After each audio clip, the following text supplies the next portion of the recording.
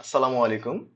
আজকে আমরা অডো 15 এ time of module configuration নিয়ে কথা বলবো। কিভাবে অডো 15 এ টাইম অফ মডিউল কনফিগার করতে হয় আজকের ভিডিওতে আমরা সম্পূর্ণ আলোচনা করব। প্রথমেই আমরা এমপ্লয়ি মডিউলে আছি। আমাদের এমপ্লয়িতে আমরা দেখব যে প্রথমে চেক করে নেব আমাদের এমপ্লয়িতে কোনো টাইম অফ অ্যালোকেট করা আছে কিনা। তো আমরা দেখতে পাচ্ছি এখানে 0 ডেজ আছে। প্রত্যেকটা এমপ্লয়ির ক্ষেত্রে আমরা দেখতে পাচ্ছি 0 ডেজ আছে। তো আমরা সিম্পলি চলে যাব টাইম অফ মডিউলে। এইখান থেকে টাইম অফ মডিউলটা টাইম অফ টাইপ গুলো আমাদেরকে কনফিগার করে দিতে হবে। সো আমরা কনফিগারেশন বাটনে ক্লিক করব, এরপর টাইম অফ টাইপসে যাব এখান থেকে।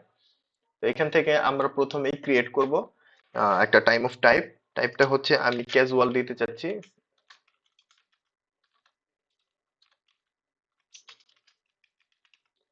Casual leave. সো এইখানে রিকোয়ার্স অ্যালোকেশন আছে ইয়েস, যেগুলো যেভাবে আছে আমরা অ্যাজ ইট ইজ এইভাবেই রাখবো। এইখানে রেসপন্সিবল টাইম অফ অফিসারটা আমরা সিলেক্ট করে দেব। টাইম অফ অফিসার আমরা অ্যাডমিনিস্ট্রেটরকে করে দিলাম।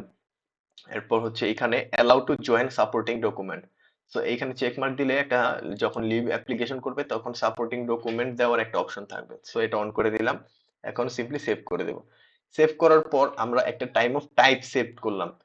এখন টাইম অফ টাইপ টাইপ যে লিভের একটা টাইপ তৈরি করলাম, এখন এই টাইপের আমাদেরকে লিভ গুলো অ্যালোকেট করতে হবে। সো আমরা অ্যালোকেশন বাটনটা দেখতে পাচ্ছি, এখানে চলে যাব। এখান থেকে ক্রিয়েট বাটনের মাধ্যমে আমরা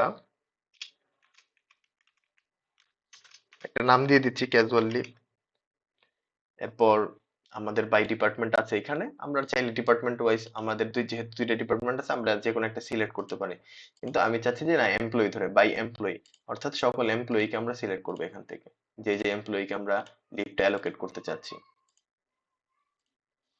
এরপর এখানে ভ্যালিডিটিটা করে দিতে হবে, মানে লিভটা কতদিন পর্যন্ত বরাদ্দ থাকবে এটা। তো আমি এই বছরের 31 তারিখ পর্যন্ত করে দিলাম। ক্যাজুয়াল লিভ আমি দিতে চাচ্ছি আমার কোম্পানির এমপ্লয়ির জন্য 12টা। সো এখানে 12 লিখে দিলাম। আহ, হয়ে গেছে আমাদের। এখন সেভ করব, কনফার্ম করব, এরপর ভ্যালিডেট করব। হয়ে গেল আমাদের অ্যালোকেশন কমপ্লিট। এখন আমরা চাইলে আমরা চেক করতে পারি যে আমাদের এমপ্লয়ি মডিউলে যদি যাই, এখান থেকে যদি এমপ্লয়ির মধ্যে ঢুকি, দেখতে পারতেছি এখন যে 12টা লিভ আছে প্রত্যেকের। কারণ আমি প্রত্যেককে সিলেক্ট করছি, দেখতে পাচ্ছেন প্রত্যেককে 12টা করে ক্যাজুয়াল লিভ পেয়ে গেছে। এখানে যদি ক্লিক করি আমরা, একটা দেখেন যে casual leave 12 days available. So এখন বিভিন্ন টাইপের লিভ হয়, এখন ক্যাজুয়াল করছি আমরা, আরেকটা দেখিয়ে দিচ্ছি আপনাদেরকে, সিক দেখিয়ে দিচ্ছি। আবার কনফিগারেশনে চলে আসলাম। টাইম অফ টাইপস, এখানে দেখতে পাচ্ছেন ডিফল্ট সিক করা আছে, আমরা এটা এডিট করব। সিক টাইম অফ, এখানে এডিট বাটনে ক্লিক করার পর আমরা অ্যাজ ইট ইজ যেরকম আছে সমস্যা নেই, সেভ করে দেব। এরপর আমরা অ্যালোকেশনে যাব। সেম আগের প্রসেসে, একই প্রসেসে আবার করতেছি। অ্যালোকেশন যাওয়ার পরে এখানে আমরা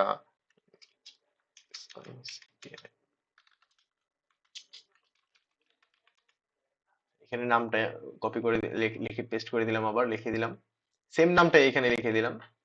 ভ্যালিডিটিটা দিয়ে দিচ্ছি 31 তারিখ পর্যন্ত ডিসেম্বরের।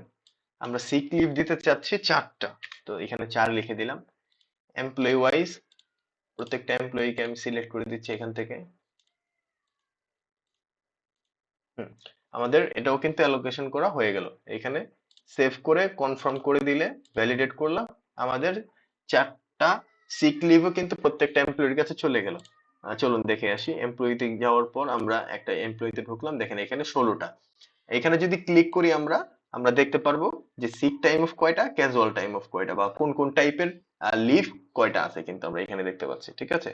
সো এই ছিল আমাদের টাইম অফ মডিউল কনফিগারেশন করা। ধন্যবাদ সবাইকে।